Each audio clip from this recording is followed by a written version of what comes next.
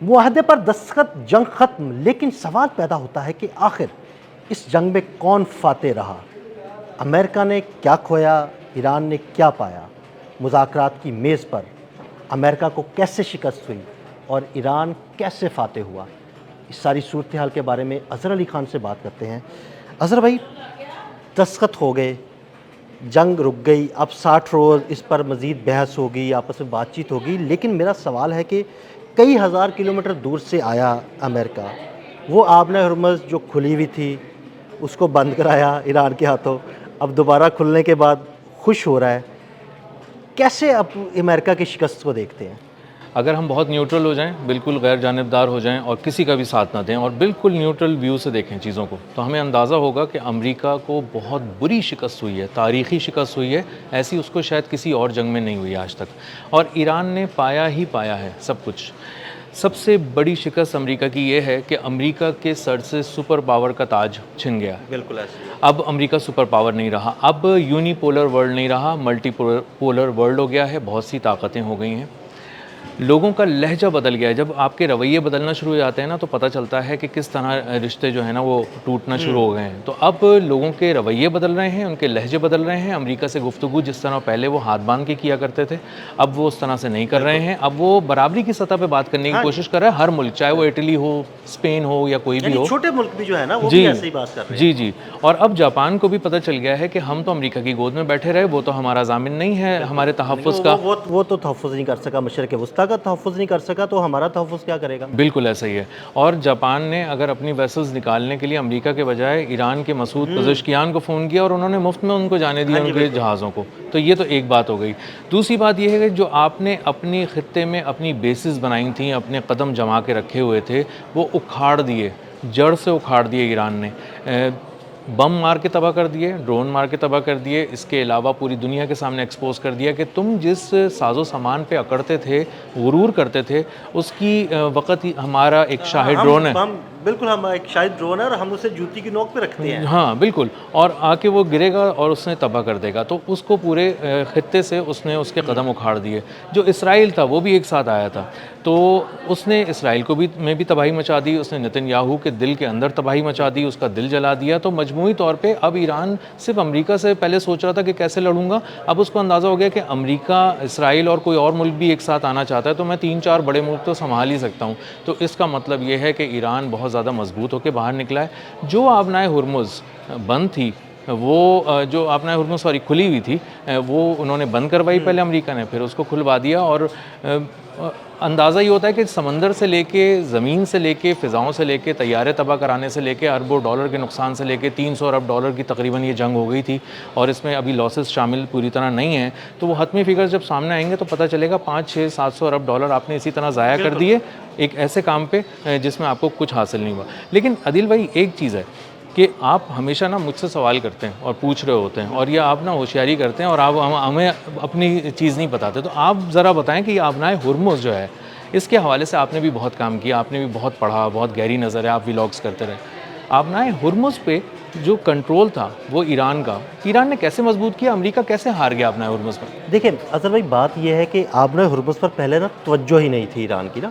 وہ ٹھیک ہے کہ ایک راستہ ہے، بحری گزرگاہ تھی، وہ گزرتی تھی، انٹرنیشنل پانی تصور کیا جاتا تھا، وہاں سے جہاز گزرتے تھے، اس کی توجہ ہی نہیں تھی۔ ہوا یہ کہ جب امریکہ نے ایران پر حملہ کیا تو ایران کے ذہن میں یہ خیال آیا کہ بھائی یہ مجھ پر حملہ کرتا رہے گا اور میرے ساتھ کوئی بھی کھڑا نہیں ہوگا، تو میرے پاس صرف ایک ہی راستہ ہے، وہ آبنائے ہرمز کا ہے۔ اگر میں اس پر مکمل اجارہ داری اپنی قائم کر دوں نا تو ساری دنیا چیخنا شروع ہو جائے گی اور میرے ساتھ کھڑی ہوگی۔ ہوا بھی یہ، اس نے آبنائے ہرمز کو بند کر دی، اس نے کہا بھائی جو یہاں سے گزرے گا میں اس پر حملے کروں گا۔ جب دنیا بھر کے ویسلز پر حملے شروع ہوئے نا ایران کی جانب سے، تو دنیا کو پتہ لگ گیا بھائی اب نہیں ہم پنگا لے سکتے ایران کے ساتھ۔ اصل چودھری یہی ہے، آپ جہاں سے مرضی آ جائیں، جو مرضی کر لیں، جتنے مرضی حملے کر لیں، اگر آبنائے ہرمز نہیں نہ کھلے گی، وہ بند رہے گی تو ہماری تجارت بند ہو جائے گی، ہماری تیل کی ترسیل بند ہو جائے گی، تیل کی ترسیل بند ہو جائے گی تو ہم کہیں کے نہیں رہیں گے۔ ایک بات تو یہ۔ دوسری بات یہ کہ میں آبنائے ہرمز کو ایران کے لیے ایک ایٹم بم کی صورت میں دیکھتا ہوں۔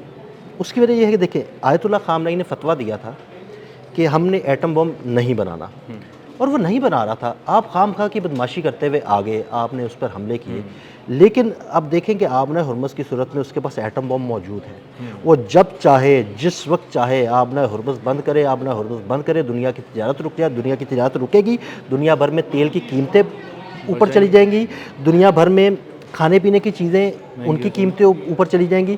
جو جہاز مشرق وسطیٰ کی طرف آتے ہیں کھانے پینے کی چیزیں لے کر یا عیاشی کی چیزیں لے کر, جب وہ نہیں آئیں گے تو بھائی ان کی عیاشی بھی مر جائے گی جو مشرق وسطیٰ کے لوگ ہیں.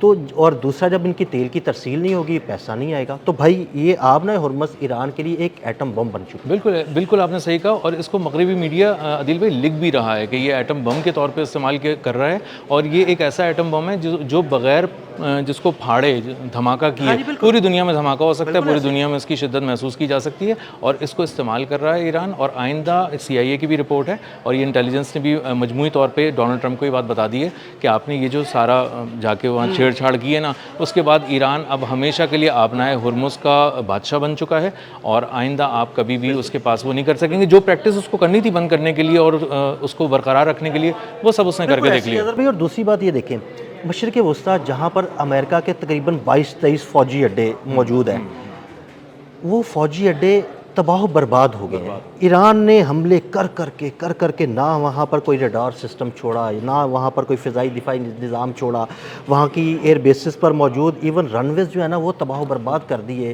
ان کے کمانڈ اینڈ کنٹرول سینٹرز تباہ کر دیے. تو وہ 22-23 بیسز جو خطے میں امریکہ نے بنا کے رکھی ہوئی تھی, اور امریکہ سمجھتا تھا جناب وہ خطے کا بہت بڑا بدماش ہے اور پتہ نہیں کیا اپنے آپ کو سمجھتا تھا, اس کی اجارہ داری تو ختم ہو چکی ہے. اور اس معاہدے کے بعد اب آہستہ آہستہ وہ بیسز بھی خالی ہونا شروع ہو جائیں گی.